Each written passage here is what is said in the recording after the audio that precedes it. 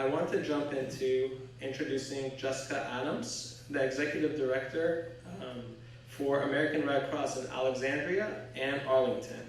To give some perspective, HonorSociety.org has done 2 big fundraisers for the American Red Cross. We raised $6,600 for the Philippine typhoon crisis just 2 years ago.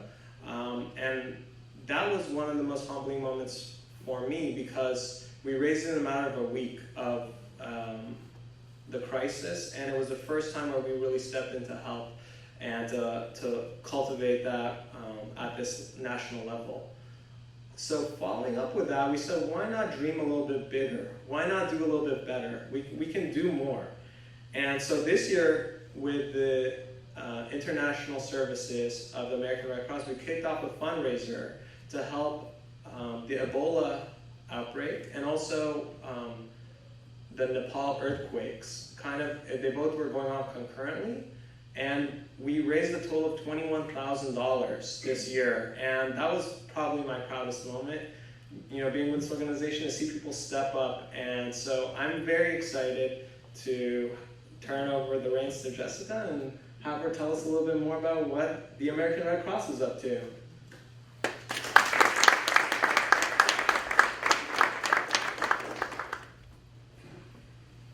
Thank you, Mike. Thank you for the introduction, and thank you for having me here with you this evening. It is truly a pleasure for me to join you and to be able to thank you in person for the fundraising efforts that you have taken. It's incredible, and that's what allows us to do our work, not just here in this country, but around the world. So it's a tremendous honor just to thank you in person for the work you've done. I want to start by just telling you the mission of the Red Cross, which is to help alleviate human suffering here around the world. And we do that by mobilizing our volunteer workforce. And we are about 98% volunteer. So it really takes the time and effort that folks just like you and others around this country put in to make the work possible. And the generosity of our donors. So for some of you, you might be sort of fulfilling both of those roles right now. I do want to take a moment and just sort of gauge through a show of hands if any of you have worked with the Red Cross before, been touched by the Red Cross. Have any of you taken a Red Cross course ever? And you can keep them up. Awesome. So keep those up. Has anybody taken a swimming course, a lifeguarding course? Keep them up, keep them up. Okay. Has anybody volunteered with Red Cross? Okay, even more going up. Perfect. So you guys are really that's a good show of hands. So let's just put those down. Who's currently certified in first aid CPR? Yes! Those are really important people, because if anybody has a disaster in this area, and we're sitting in the nation's capital, so you never know what will happen, you're the folks that we like to turn to. Just to move on, and I do want to tell you, it's a privilege to be here with so many young folks and college students. I started with the Red Cross when I was in college. I was a volunteer, I interned, and I will tell you that more than a decade later, I never ever anticipated that it would be a career option. So let me tell you, the opportunities are limitless. What I do want to do is just sort of give you an overview of the type of work that we do. We have 5 core lines of service. So disaster, which probably most of you are familiar with, and not just the very large ones, but the very local ones. We'll also touch on international services, our biomed services, service to armed forces, and preparedness, health, and safety services, which are those life-saving skills courses. Every single thing we do is all about protecting, safeguarding human life, and actually just saving lives, being there. We are a very consistent presence in the community, right here, across the street, across the world, all over this country. So, with that, let me touch on disaster. So disaster is very near and dear to my heart because that is how I started. And for those of you that are familiar with disaster relief, you probably think about what? The really big ones, right? The ones on the news. Hurricanes, most recently like a Hurricane Sandy. I know several of you, where's the Texas group? I know, yes, there's a lot of you. I actually just came back from Texas, and our old disaster director here for the National Capital Region is down there currently. We have had an ongoing disaster response effort since the beginning of May because you guys are you are a wet state now. You went from incredibly dry, I think you had a 5-year drought, to being one of the wettest states in the country. So congratulations on that. That's quite the feat. But so all disasters, they start local. We have volunteers across this country that are on call. They get up, some of them are a little bit crazy, definitely adrenaline junkies, but they're the folks that are on call, going out to fires and other disasters. Might be 2 in the morning. They tend to happen in the middle of the night, on the weekends. A couple years ago, we actually has anybody here heard of derechos? This is sort of like it's like gale force winds. It is a straight line of wind that comes through. We had back-to-back 3 weekends in a row. They hit on every Friday in our area, which was sort of helpful for us because our volunteers are primarily folks that are in the workforce. And so they have their weekends available for the most part. So we got lucky with timing, but we had a microburst that wiped out an apartment building. The next week we had the derecho. The following week we had another disaster. And so our volunteers are constantly on call, and they're the ones that are responding to those disasters every single day. In this region, we respond to about 500 disasters. The majority of those are home fires. And nationally, we respond to, typically it used to be about 70,000 disasters that our folks are out there making sure they're on the scene. We have a goal of being on the scene within 2 hours of something occurring. And for the most part, we get there within 1 hour. But those disasters are sort of creeping up on us. And while last year it was about 71,000, we're now up to 76,000. We just keep having more and more, and we know they happen. And so aside from actually going out and doing the response, it's all about preparedness for us. We want to make sure that we are out here, we're talking to groups like you all the time, talking about what you can do to make sure that you are ready. So here's the next quiz. How many of you have a disaster kit? Got a couple. Okay. A plan. You know where you're going to go. Good. Okay. And you have those supplies, whether it's in that kit or you know where those supplies are, where you live, to get you through for at least 3 days. All right. So we've got a couple. So maybe some work to do, but that's okay. So I just want to emphasize how important it is because we know that disasters happen. Today in this region, we had a 2-alarm fire that happened just on the other side of the river in Prince George's County. We had it was a set of 5 apartment buildings right together. The middle one experienced a fire. All 5 of those had their power and their utilities cut. So your American Red Cross here, just like it would do in any part of the country in your community, was out on the scene, providing an emergency response vehicle, making sure these folks had lunch, working with the fire officials on scene, making sure that anybody that was impacted had what they needed. Whenever we have something that happens, it is not just about that immediate response for us. We are in that community, we stay with them, we have client caseworkers that stay with them, walk them through the recovery process. So whether it's the small single-family fire or something large like a Sandy. Along with disaster, I also want to talk about how, since you're sitting in the nation's capital, we tend to be a little special because not only do we respond to natural disasters, we are at risk. We're one of the main chapters, and we have a couple like LA and New York that are also potential terrorist targets, which means that we have a heightened sense of preparedness at all times. And we are testing our volunteers to make sure that they are ready to respond. Within our disaster structure, talk about leadership. Oh my gosh, I love that you guys are leadership potential, leadership savvy, because just within our disaster structure, we have over 60 different positions, all various skill sets that are needed to come to the table to make sure that we can respond well, and meet the needs of the community.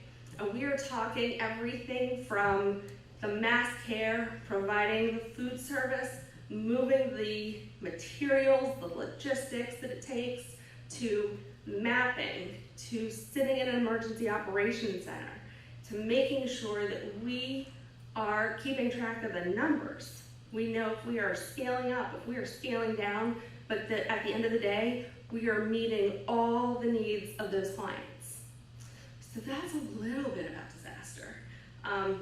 Disaster is also, I'm telling you, you get a lot of adrenaline junkies in there, which you sort of have to have. So they're a very special breed, and they are an awful lot of fun.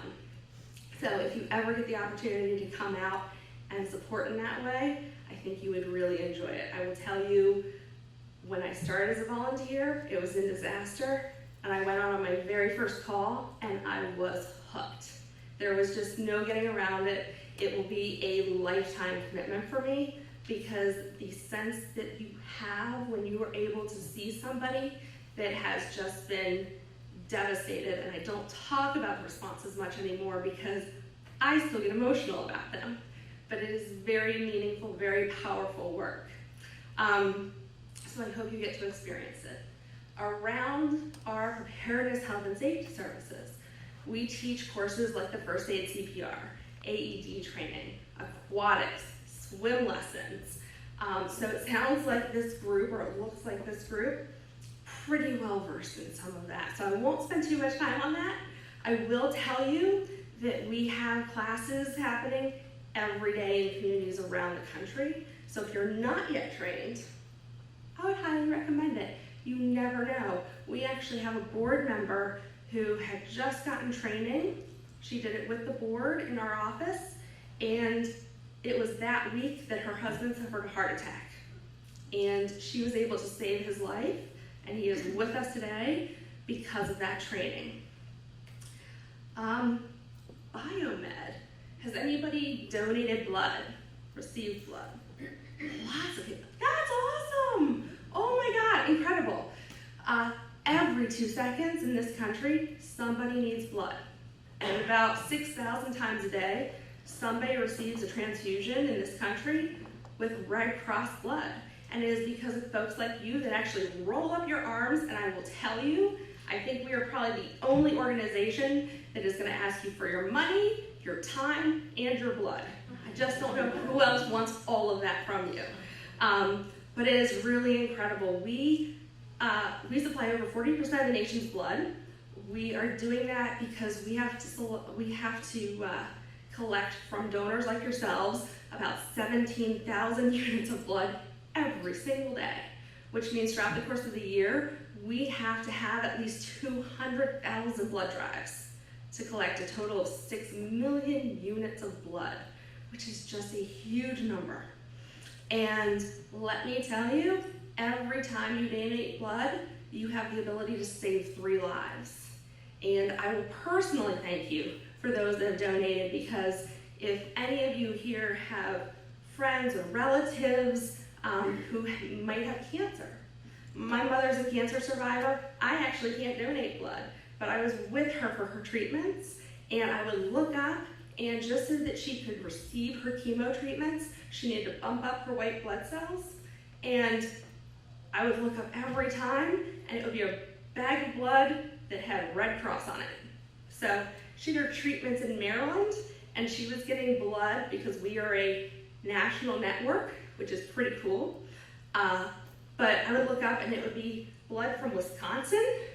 I'm like, every time it's like a different state. It's just incredible how we're able to do that and meet the needs of the folks across this country. Let's see, service to the armed forces. I don't know if any of you are military children. Yeah, perfect. So you might actually know about our services. We do what we call get to know us before you need us briefings. So before military members would ever deploy, we actually meet with them. We talk about the various kinds of services that we can offer to them, to their families, because we don't just support our active duty military, but also our veterans and all the families of those that serve. So what that means, we do a lot of messaging, communications. We act as a verification system with the military so that if there's an emergency, we can help bring that service member home and get them back to their family. We are doing more around suicide prevention. We had a pretty amazing story that happened out of one of our neighboring chapters here just recently, where a mother called in, a mother of a service member, active duty Navy, out on a ship, called his mother and said, I'm done, I can't do this anymore. And he was gonna jump. That mother called in. See, this is where I have problems. It is an emotional job, I will tell you, but meaningful. The mother called into their local Red Cross chapter. They were able to get communications through to that ship, and they were able to stop him and bring him home for treatment.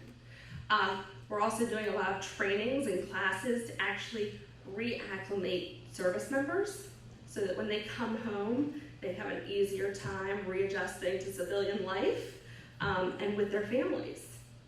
So more and more in the service to armed forces field that we're taking on.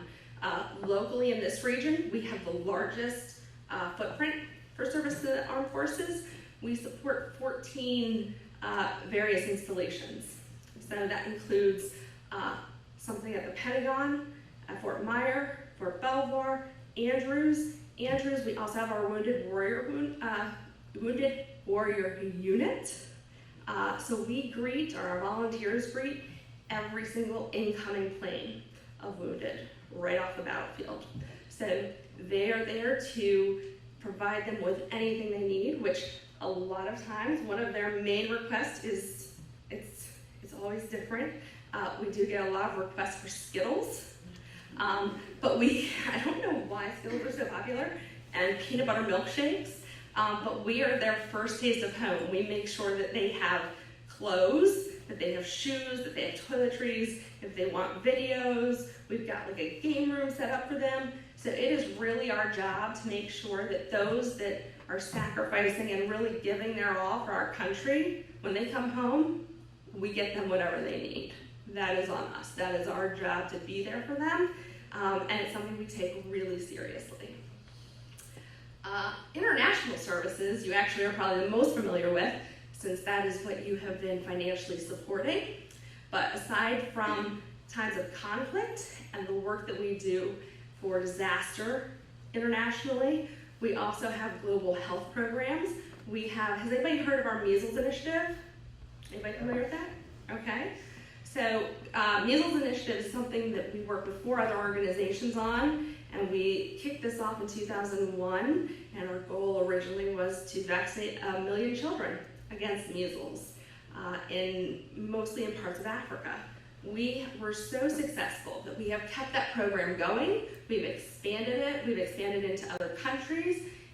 We are providing not just the measles vaccination, but also things like bedding nets, anything to protect them, keep them safe. We also have expanded lately to rubella vaccinations as well. So that's some of the work that we do on an international level to just look after and safeguard lives. One of the programs that we do have here that I want to mention, it's in various chapters around the country, and you can also always ask for it if it's an interest, but Red Cross. we teach a lot of folks about international humanitarian law and how we work, the fact that we are part of the Geneva Conventions, that we want to, again, safeguard human life. How do we actually work during times of conflict in foreign countries? It's a pretty cool experience. There are several different modules that we run students through, and it is everything from being on the ground where you are in charge of, you can't reach your military command, but you have to determine whether or not you are going to strike a particular town. And then we do sort of fun things where it might be a picture of a school or a grocery store, and beside it is going to be a picture of your opposing force. And I don't know, maybe you lob water balloons at it. Your precision's not real great. Later on, we watch and we track all that. So the final area that you get to is actually standing trial for your war crimes. But it runs you through several different modules to really show you what it's like in a very real, hands-on way. So a very immersive learning, to be sure. And with that, I think that basically wraps up some of our core services. I do want to let you know that we have lots and lots of needs for volunteers, that we have Red Cross clubs, university clubs on campuses around the country that you can join if they're at your university. You can also start one.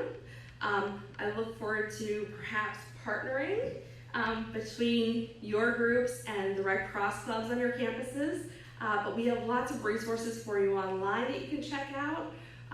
RedCrossYouth.org is specific to young people and our young professionals and our students.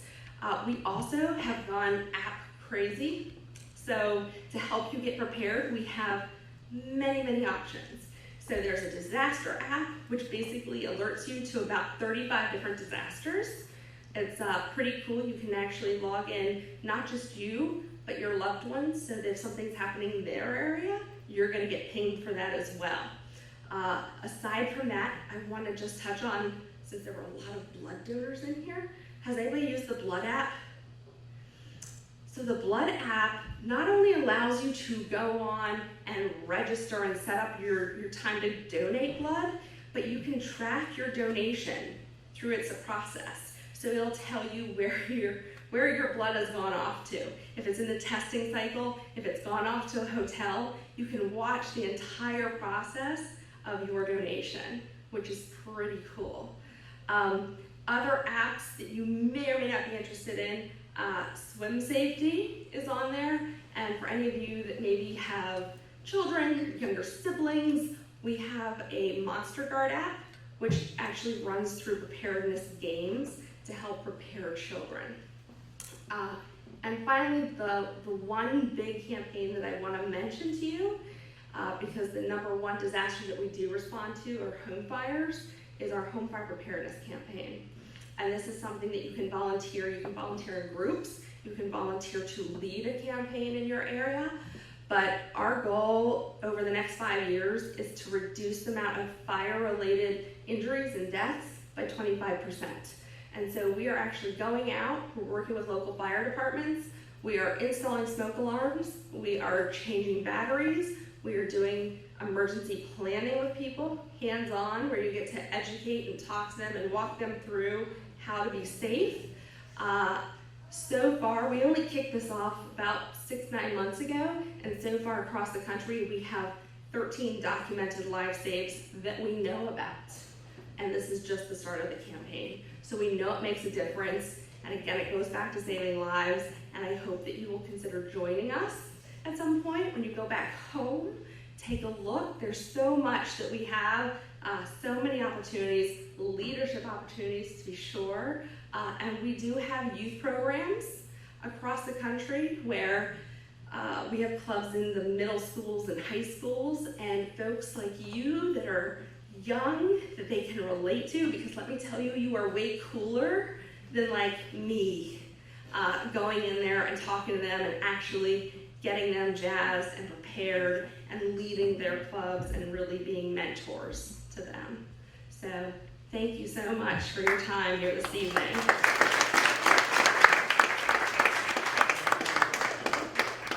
We really appreciate it. And I have just this very small something. So one of the things that Honor Society.org members get when they graduate is a medallion, and it's a nice piece, and I just wanted to extend to you as a token of coming out and taking this time to educate us on everything that you do. So thank you very much.